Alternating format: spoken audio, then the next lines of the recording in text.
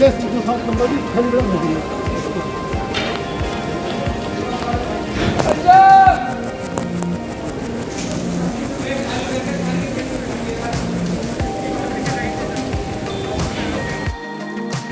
So many families are suffering. So many coronavirus deaths. But amidst the grief, there's growing anger and a building doubt that the reality doesn't match the official death figures.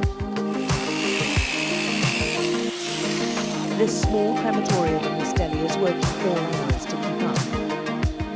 The pyres are close together to try to fit in as many as possible. And when we visited, we counted at least 30 active pyres. Several ambulances arrived with more bodies. This alone from one private hospital brought 5 dead in one go.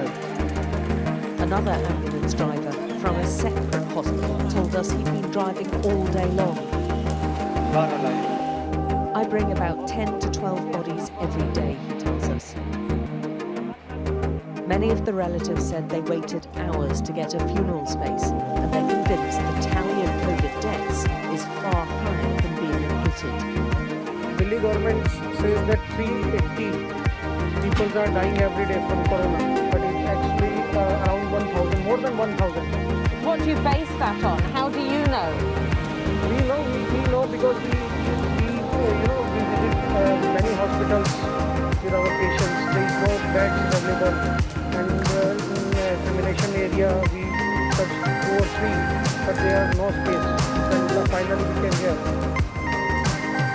and we are waiting from the last 2 or 3 hours To get a space? Yes, to get the space. Yeah.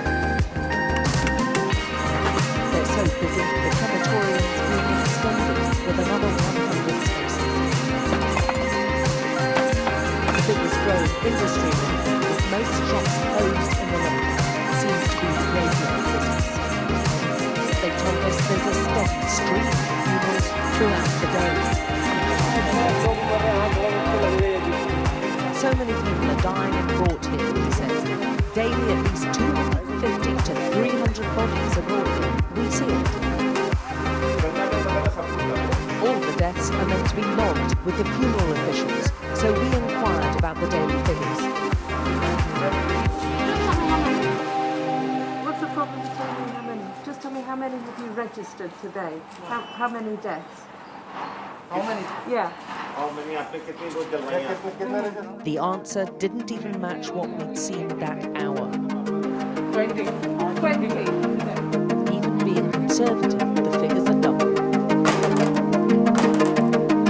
And that's just in this crematorium, with 18 other official sites in the capital.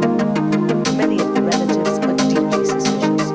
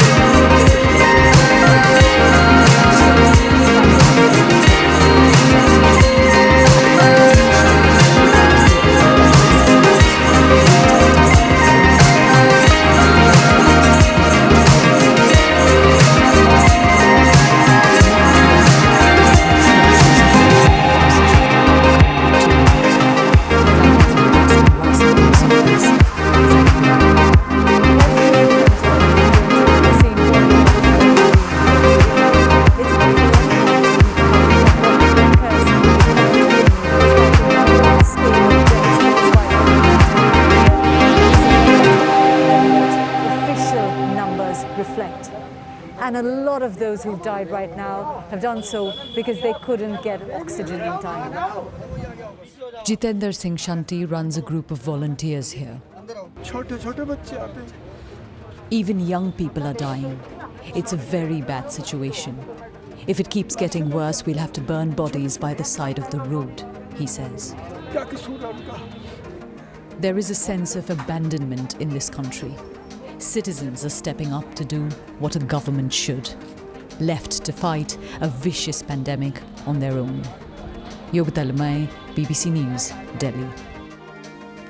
Used to worsen, with more than 200,000 deaths officially confirmed. On average in the past week, more than 340,000 cases of coronavirus have been reported each day. That's an infection rate which is more than 20 times higher than 2 months ago. As for deaths, the official count is an average of more than 2,600 people a day over the past week. But for both infections and deaths, the numbers are thought to be significantly underestimated. Across the country, hospitals are continuing to struggle with a shortage of oxygen and beds. As our correspondent Yogita Limai reports from Delhi, there are some upsetting images in Yogita's report.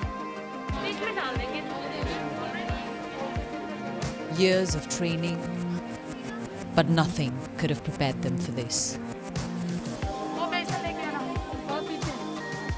Manjusha Matthew, a nurse and the mother of 3 young children. Every few minutes, there's a new patient.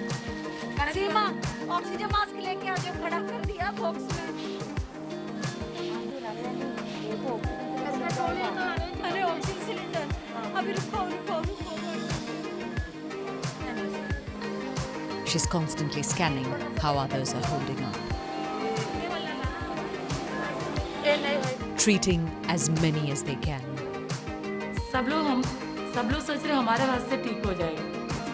People say, "Sister, please save our loved one."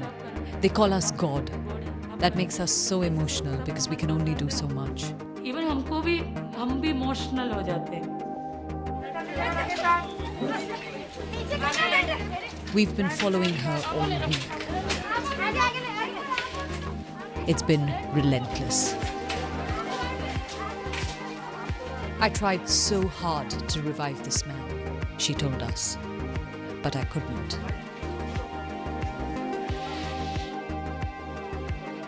With resources so short, they're having to choose who they might save. Decisions they should never have had to make.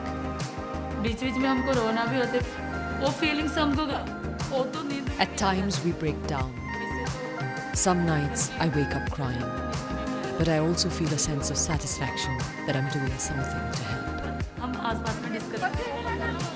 This is a hospital in a big city, better off than most others. Weeks of toil lie ahead in a city that's overrun. Everything needed to fight COVID is in short supply. Every morning in India, we're waking up to news that someone we know has died. Through the day, there are frantic pleas for oxygen, hospital beds, medicines, on the phone, online, even on the streets. And amidst all of that, we're also seeing people who wake up every morning, put on their protective gear, and get down to business, trying to help as many people as they can. Sarabjit Singh is a volunteer trying to provide oxygen to critical patients. They should be in intensive care. Desperation has brought them here. Sarabjit offers a temporary reprieve, keeping people alive till they get hospital care. When people's lives hang in the balance, we thought this is one thing we could do to try to save someone, he says. Rati Gadgil has driven her mother here.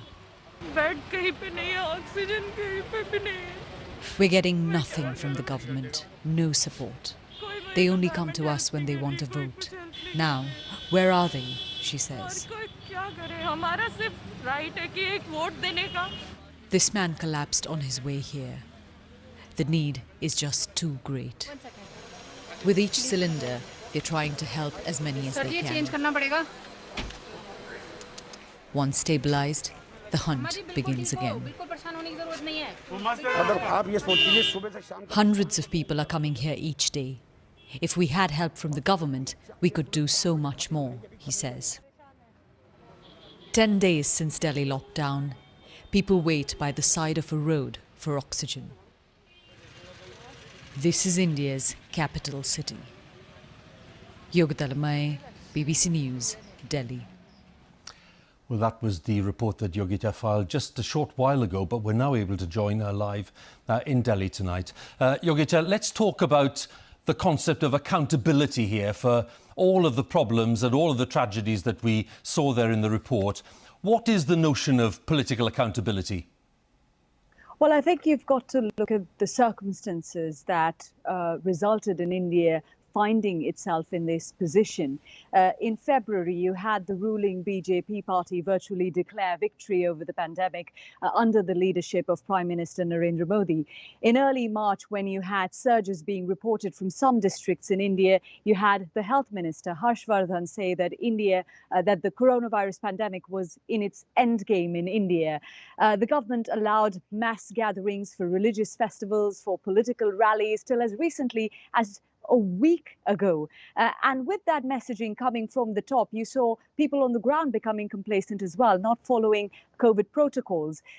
Even though in India, we could see that there were the second wave of COVID-19 was more deadly in many parts of the world. Basic things like stocking up on oxygen supplies, stocking up on medicines, ramping up medical facilities was not done. In fact, during the first wave, there were some field hospitals that were built up. Those were actually dismantled. And so now India finds itself in this position where it is trying to rush in oxygen to places where there is a shortage. There is aid coming in from other parts of the world. But this crisis is unfolding on the ground at such a rapid speed that this help is not getting to people in time. There are people dying today who could have been saved if they had oxygen in time, if they had a hospital bed in time. Yogita, many thanks once again. Yogita Limai there, our correspondent in Delhi. Let's stay with India because COVID cases there have been rising steeply, as we know, over the past few weeks. And with that increase has come the inevitable increase in deaths. And our science correspondent, Rebecca Morel, has been looking at what's behind this surge and what it could mean, indeed, for the rest of the world. The death toll keeps on rising as India struggles to cope with its COVID crisis. But how did they get to this point? And are variants behind the surge in cases? Since April, India has reported 5 million COVID infections. Each day is bringing record numbers. But are changes to the virus causing this explosive growth, or people's behaviour? It's always a combination of things. The increase in social mixing that's happened over the last several months, the sort of dropping of the guard of people thinking that they can go back to being normal, as well as the potentially the variants that have emerged. So how is the virus mutating? And what do we know about the variants? The picture is different in different parts of the country. In Delhi and Punjab, the UK variant is dominant. It has a mutation to the spike of the virus that allows it to enter cells more easily, so it can infect more people. But in Maharashtra and West Bengal, a new Indian variant has emerged. It has 2 key mutations. Lab studies suggest it's slightly more infectious, but less so than the UK variant. But the changes may mean that antibodies find it harder to block the virus. But scientists need to assess how much immunity is lost. It probably means the virus is a bit less well able to be neutralized by vaccines, but certainly I don't think there's any evidence that it's an escape mutation or that it fundamentally can't be stopped by the vaccines. And I think we have to obviously watch carefully, but there's at present no reason to panic about it. So is this only affecting India? What does it mean for the rest of the world? The priority now is to get medical care to the sickest, but there's also an urgent need to reduce transmission, because if the virus is out of control in one country, it's likely to spread to others, and these are ideal conditions for the virus to evolve. The way to limit viral variants emerging in the first place is to prevent the virus replicating in us, that's when they get the chance to have for the mutation to arise. So the best way to control variants is actually to control the global amount of disease that we have at the moment. Globally, the pandemic shows no sign of easing. The World Health Organization says vaccines are vital, but until they're available everywhere, this is a bleak reminder that no one is safe until we're all safe. Rebecca Morell, BBC News.